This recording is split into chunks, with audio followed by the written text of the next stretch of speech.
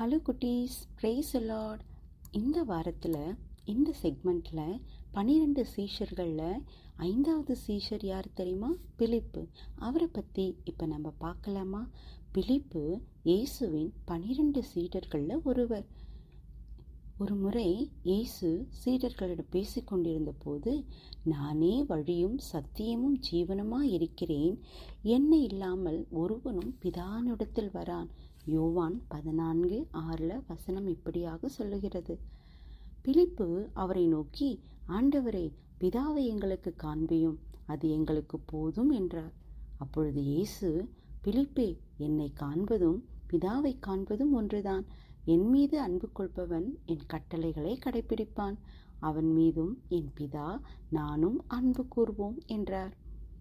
இயேசு இறந்து உயிர்த்த பின் பிலிப்பு தனது நற்செய்தி பணியை உற்சாகமாய் செய்தார் குட்டீஸ். பரிசுத்த ஆவியானவரின் வழிகாட்டுதல் அவரோடு முழுமையாக இருந்தது.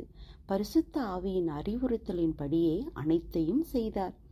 ஒருமுறை கர்த்தருடைய தூதன் பிலிப்பை நோக்கி, நீ எழுந்து தெற்கு முகமாய் எருசலேமிலிருந்து காசா பட்டணத்துக்கு போகிற வனாந்தரமாய் போ என்றார். பிலிப்பு அப்படியே செய்தார். அங்கே எத்தோப்பிய அரசு அலுவலர் ஒருவர் ஏசாயாவின் நூலை வாசித்து கொண்டிருந்தார். அவர் ஒரு ஆட்டை போல அடிக்கப்படுவதற்கு கொண்டு போகப்பட்டார். மயிர் கத்திக்கிறவனுக்கு முன்பாக சத்தமிடாதிருக்கிற ஆட்டுக்குட்டியைப் போல அவர் தமது வாயை திறவாதிருந்தார். அவர் தம்மை தாழ்த்தின போது அவருடைய நியாயம் எடுத்து போடப்பட்டது. அவருடைய ஜீவன் பூமியிலிருந்து எடுபட்டு போயிற்று. அவருடைய வம்சத்தை யாராலும் சொல்ல முடியும் என்பதே. பிலிப்பு அவன் அருகே சென்று, நீர் வாசிப்பதன் பொருள் தெரியுமா என்று கேட்டார். இல்லை, யாராவது விளக்கமாய் சொன்னால் மகிழ்வேன். தீர்க்கதரிசி யாரை குறித்து இதை கூறுகிறார்? தம்மை குறித்தோ அல்லது மற்றவரை குறித்தா? பிலிப்பு சொன்னார், இயேசுவை குறித்தே அந்த தீர்க்க தரிசனம் என்பதை மிக தெளிவாக விளக்கினார். அந்த கணமே அந்த அதிகாரி இயேசுவை ஏற்றுக்கொண்டான். நான் ஞானஸ்தானம் பெற வேண்டும் என்றான். அவன் பிலிப்பும் மகிழ்ந்தார். போகும் வழியிலே ஒரு நீர்நிலை அவனுக்கு ஞானஸ்தானத்தை கொடுத்தார் அப்படின்னு அப்போஸ்தலர் 8:26-40 நம்ம பார்க்கலாம். சென்ற இடமெல்லாம் பிலிப்புவின் பணி மிகவும் வல்லமையா இருந்தது குட்டீஸ். சமாரியாவில் அவர் பல்வேறு நோயாளிகளையும் சுகமாக்கியும் பிசாசுகளை துரத்தியும் ஒரு பெரிய சாட்சியான வாழ்க்கையை வாழ்ந்தார் குட்டீஸ். அங்கே சீமோன் என்றொருவன் இருந்தார். அவன் மந்திர தந்திரங்களை செய்து மக்களை மயக்கி வைத்திருந்தான். அவருடைய சித்து வேலைகளை மக்கள் சிக்கி கிடந்தன. அவர்களிடம் பிலிப்பு இயேசுவை பற்றிய உண்மையை போதித்த போது மக்கள் எல்லாம் மனம் மாறினாங்க. கடைசியில சீமோனும் மனம் திரும்பினான். மக்கள் வியந்தனர். இந்த இன்சிடென்ட் எங்க இருக்கு தெரியுமா? அப்போஸ்தலர் 8:9-24 வரை.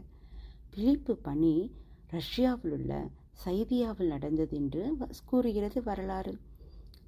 20 நீண்ட ஆண்டுகள் இயேசுவைய சைதியா நகரில் போதித்தார்னு சொல்லப்படுது.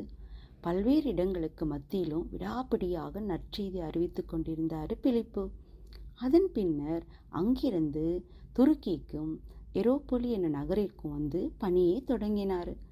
எரோப்போலி நகர் மக்கள் தங்களுடைய கடவுளாக ஒரு பாம்பை வழிப்பு கொண்டிருந்த காலம் அது. ஒரு முறை வழிபாடு கொண்டிருந்தது குட்டீஸ். அப்போது ஏராளமான மக்கள் என்ன பண்ணாங்கன்னா, சுற்றி நின்று பாம்பை வழிபட்டு கொண்டிருந்தனர். பிலிப்பு அவர்கள் முன்னால் வந்து நின்று, அந்த பாம்பு இயேசுவின் நாமத்தினாலே செத்து போகட்டும் என்றார். உடனே பலிபீடத்தின் அடியிலிருந்து வெளியே வந்த ஒரு பெரிய பாம்பு விஷத்தை உமிழ்ந்துவிட்டு இறந்து விட்டது.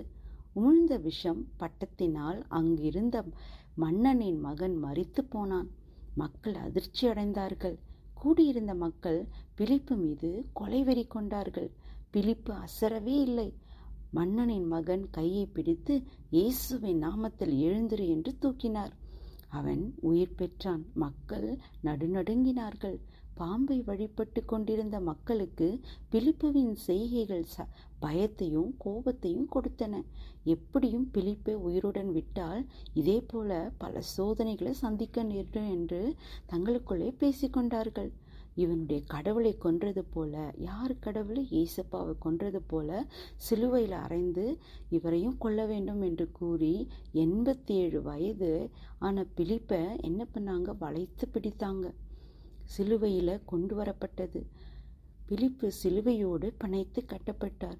இயேசுவே, இவர்களை மன்னியும் என்று உரத்த சத்தத்தோடு பிலிப்பும் கூறினார். இதை கேட்ட மக்கள் மறுபடியும் 2 மடங்கு ஆத்திரமடைந்தாங்க. அவரை நோக்கி என்ன பண்ணாங்க தெரியுமா? கற்களை எறிந்தனர். ரத்தம் சொட்ட சொட்ட பிலிப்பு மரித்தார்.